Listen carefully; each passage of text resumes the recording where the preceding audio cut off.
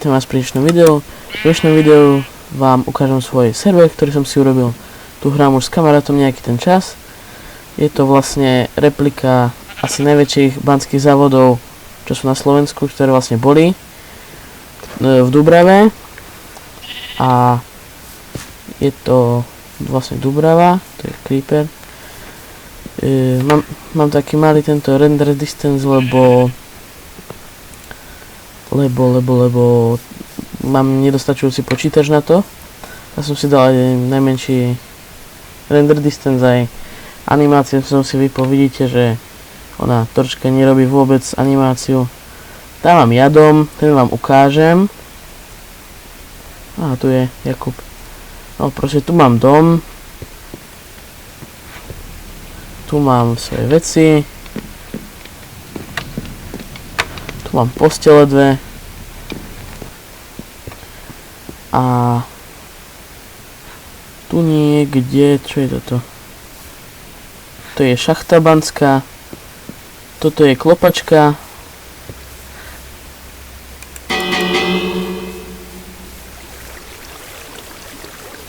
Tu je dom Jakuba. To si on stával. Niektorí z vás Jakuba poznajú ako Sergeja. Toto je dom nášho ďalšieho kamaráta Paťa. Tu má... kde to je? No to je jedno proste, má tu dom. A tu je štolňa Chabenec.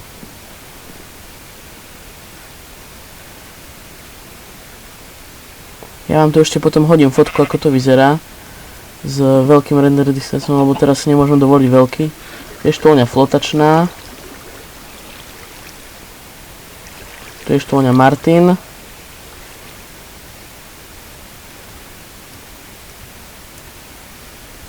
Tu je štolňa Ignác stredná, tam má mimochodom 5 obzorov. Najväčšia štôlňa v závode, však to vidíte v ďalších videách. A tak no. Čo by som vám to ešte ukázal. Mám tu aj banskú lanovku. Alebo viete čo, skúsim si to dvihnúť.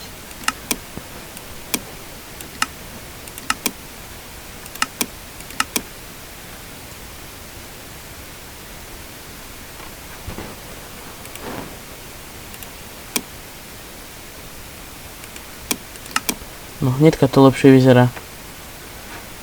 Takže tu sú tie domy, tam je ináč upravňa rudy, to som vám ešte neukázal. To je Rudné bane, Banská Bystrica, závod Dubrava, flotačná upravňa a taviareň a prezliekáreň, zákaz vstupu nepovolaným osobám. Tu sú títo, že kto čo je. To je slávnostná miestnosť, tu som ja robil. A keď vyjdeme tu hore do taviacej miestnosti, tu je kopec pecí.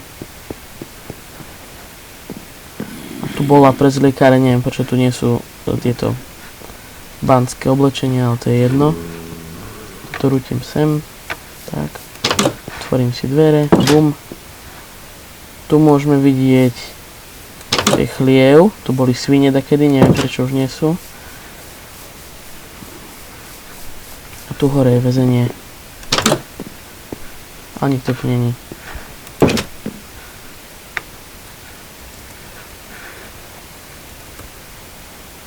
Tu môžeme vidieť baňu JMP. Jakub, Michal, Paťo. Paťo je to náš kamarát mimochodom, není to Paťo môj spolužiak.